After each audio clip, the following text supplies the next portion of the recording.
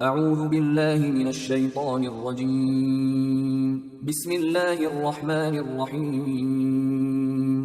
سورہ بقرہ آیات نمبر 63 تا 71 میں بنی اسرائیل کی تاریخ جو عہد شکنی سے بھری پڑی ہے، یاد دلا کر یہ بات واضح کر دی گئی کہ اب اللہ ان کو امت مسلمہ کے منصب سے معزول کر کے ایک نئی امت اٹھانے والا ہے۔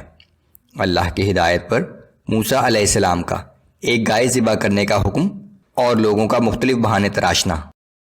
اعوذ باللہ من الشیطان الرجیم۔ وَإِذْ أَخَذْنَا مِيثَاقَكُمْ وَرَفَعْنَا فَوْقَكُمُ الطُّورَ۔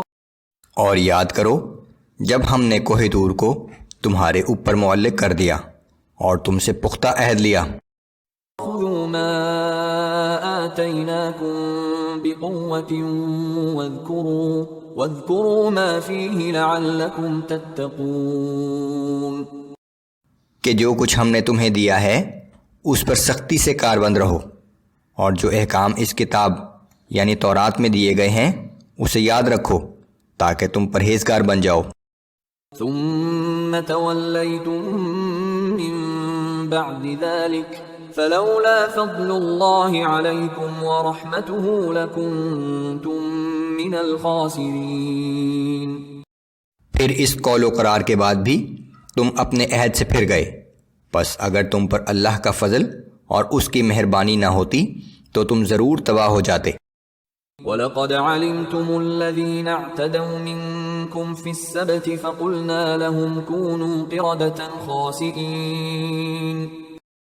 اور یقیناً تم اپنے ان لوگوں سے خوب واقف ہو جنہوں نے ہفتے کے دن کے مقررہ احکام کے بارے میں نافرمانی کی، تو ہم نے ان سے کہہ دیا تھا کہ تم ذلیل و خوار بندر بن جاؤ۔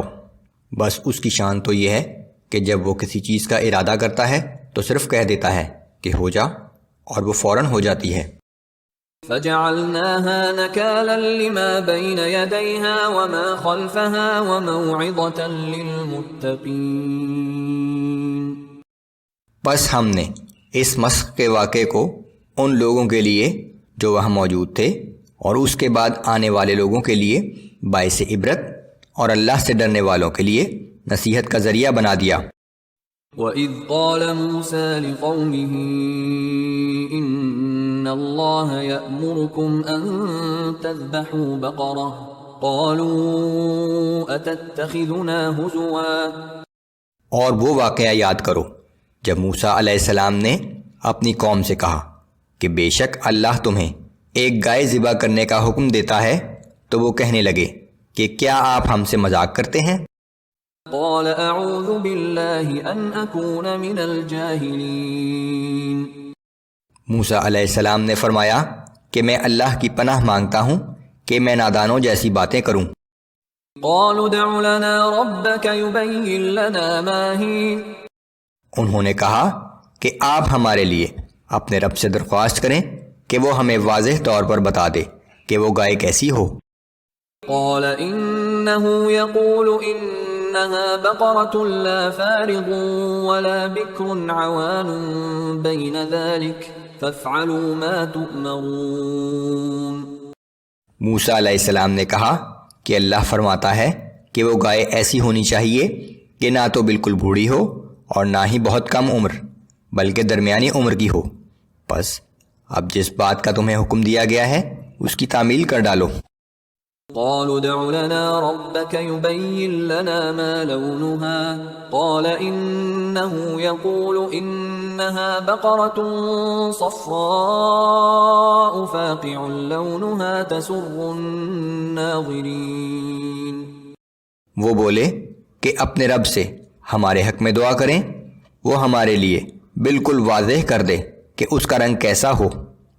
موسیٰ علیہ السلام نے کہا کہ اللہ فرماتا ہے کہ اس گائے کا رنگ زرد ہونا چاہیے، اس کی رنگت ایسی گہری شوخ ہو کہ دیکھنے والوں کو بہت اچھی لگے۔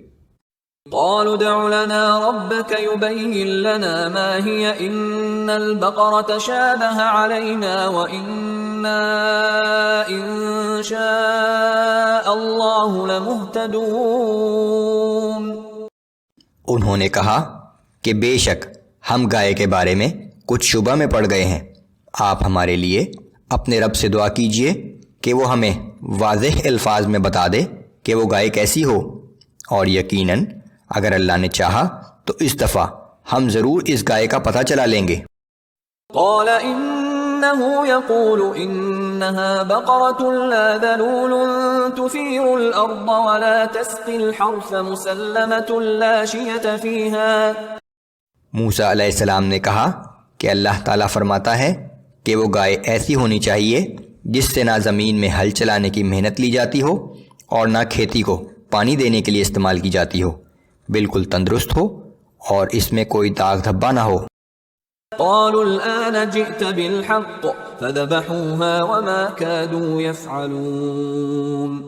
اس پر وہ پکار اٹھے کہ اب آپ نے ٹھیک پتہ بتایا ہے، پھر انہوں نے اس گائے کو ذبح کر ہی ڈالا، حالانکہ وہ ایسا کرتے ہوئے معلوم نہ ہوتے تھے۔